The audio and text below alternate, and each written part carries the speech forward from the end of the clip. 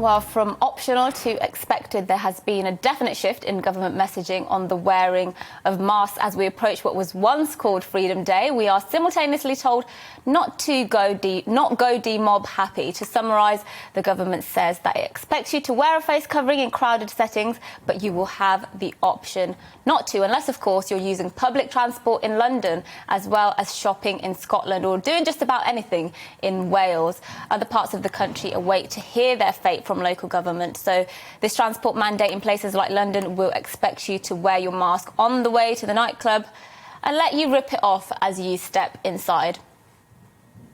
Well, joining us now to discuss this is Professor John Ashton. Hello, Professor. Good morning to you. I'm getting the sense that you may feel this is a bit of mixed messaging from the government. Just give us your lowdown of your thoughts this morning. Well, you know, we're heading into very stormy waters during the school holidays. The daily incidence of new cases is increasing. The deaths are going up again. It's going to be pretty chaotic over the next 6 to 8 weeks. And the messaging really is poor and mixed. I mean, people need to continue to wear masks in enclosed spaces, whatever that enclosed space is, and particularly if they're in crowds. The problem we've got now is that it's quite anarchic out there. You know, people who are wearing masks are being abused.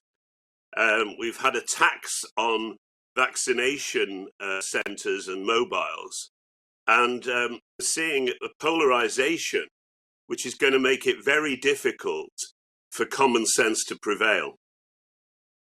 Now, of course, if you were to look at the opinion polls on this, the overwhelming majority of the country is in favour of wearing masks. Even according to a YouGov poll, it's over 70% in favour of keeping a mask mandate. Given such large numbers seem to be in favour of wearing masks, is it really necessary that the government mandates it? Isn't advice enough for those people? Well, seemingly not. I mean, I think you make a fair point there. And the percentage population who are anti-vaxxers and anti-measures is under 20%. But we do seem to be allowing that minority to dictate the agenda. I think most older people feel much happier if other people are wearing masks, and lots of older people are, you know, confined to barracks because they're frightened to go out. We need better leadership here on these very clear messages that are required. When would masks end? I mean, you say, you know, people should wear masks in indoor settings. Surely there has to be an end point to this. We know pursuing a sort of zero COVID policy is probably unrealistic. So, you know, from your perspective, when would having to wear masks end? What proportion of the population would have to be vaccinated? What proportion of deaths would be an acceptable amount so that we can stop these restrictions? Well, you know, we've never tried zero COVID here the way that New Zealand and Australia has. We've just never tried it. And at the moment, what we've got implicitly is an acceptance of a move towards herd immunity by allowing the virus to run rampant through the younger population. I mean, the 15 to 30s now have very high levels of infection, and the government's chosen not to vaccinate teenagers over the age of 12, whereas other countries are now doing that. So the big problem we've got, and the great unknown, is whether we might now get another variant occurring in this country, because that's what happens if you've got virus circulating at high levels. We got the Kent variant last winter, and it's highly likely that we'll get another variant sometime during the summer if we allow the virus to circulate at the levels it's circulating at the moment. So, you know, I think we really should have held our nerve, kept the measures in place. I thought that we would have been able to ease off in the second half of August if we'd kept going the way we were. But now I think it's going to become chaos during the school holidays. And, you know, really we'll be facing with trepidation the return of the schools in September. Isn't the worry from the government scientists, though, is if we wait longer to unlock, when we know that we'll see an exit wave whenever we decide to unlock, if we wait longer, that exit wave could be higher when it comes to the autumn or the winter, when the NHS is under more pressure. Is there not some legitimate epidemiological thinking that opening up earlier, getting that exit wave a little bit earlier, could be better for society overall? Well, I worry about the advice that is being given to government and this conjuring up of this new idea about an exit wave. What happened last summer was because the population was incited to go out and eat and drink and shop. The virus continued to circulate through the summer months when that was really the opportunity to squash it. We didn't, and then it resurged during the autumn. And it looks as though we're going down exactly the same path today. It's like flying an aeroplane. The most dangerous times in an aeroplane are takeoff and landing. And here we have the landing phase that we could have been looking at that's being handled as though the people on the flight deck have all had too much to drink.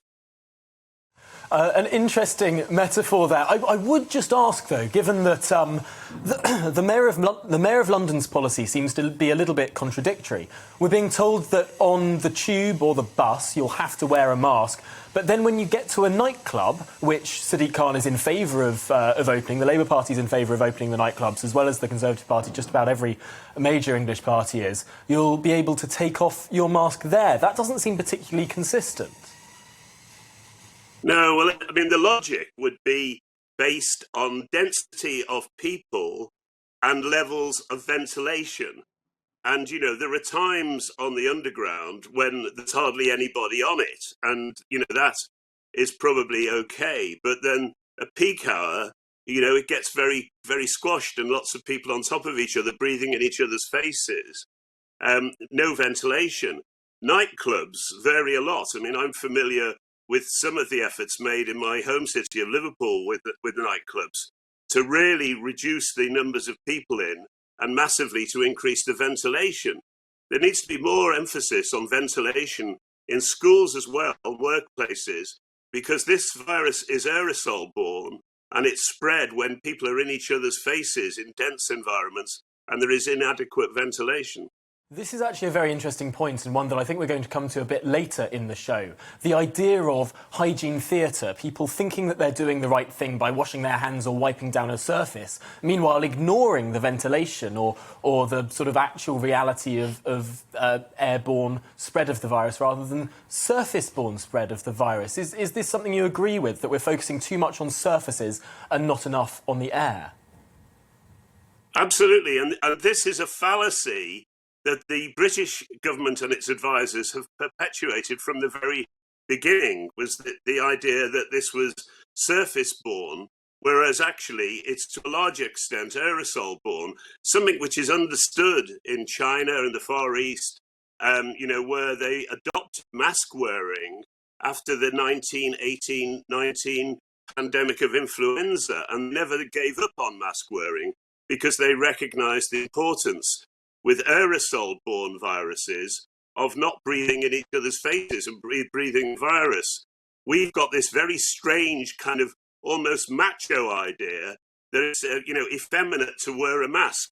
It's particularly a problem with men, it's not the right thing to do. Whereas in the Far East, it's a matter of etiquette and politeness to be wearing a mask if you've got a cold or worse.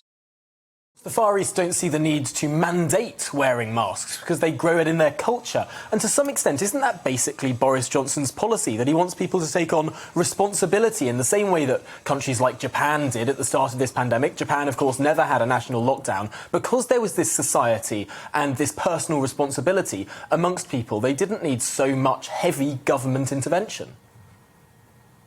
No, you're absolutely right. And, I think we missed an opportunity at the beginning of the pandemic and in the first wave, in the first lockdown, to really maintain that solidarity. If you cast your mind back to last spring, there was enormous solidarity. The way communities came together to help each other, to do the shopping for elderly people and all of that. There was great compliance with the requirement to lock down.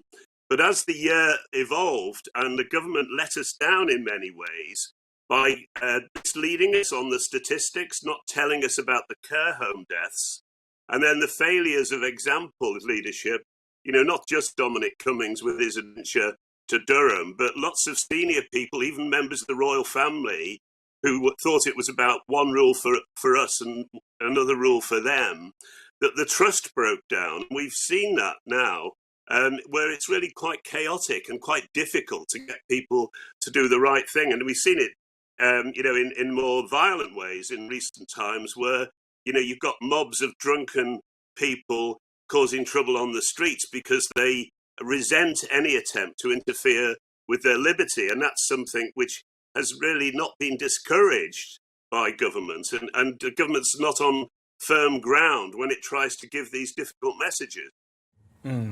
Well, thank you very much, Professor Ashton. It's been an interesting discussion. Of course, Professor John Ashton, former Regional Director of Public Health England in the North West of England and author of Blinded by Corona. Welcome to the GB News YouTube channel. You can watch us live 24 hours a day, catch up on your favourite shows and join in the conversation in the comments below. Don't forget to subscribe and you'll never miss any of our exclusive content.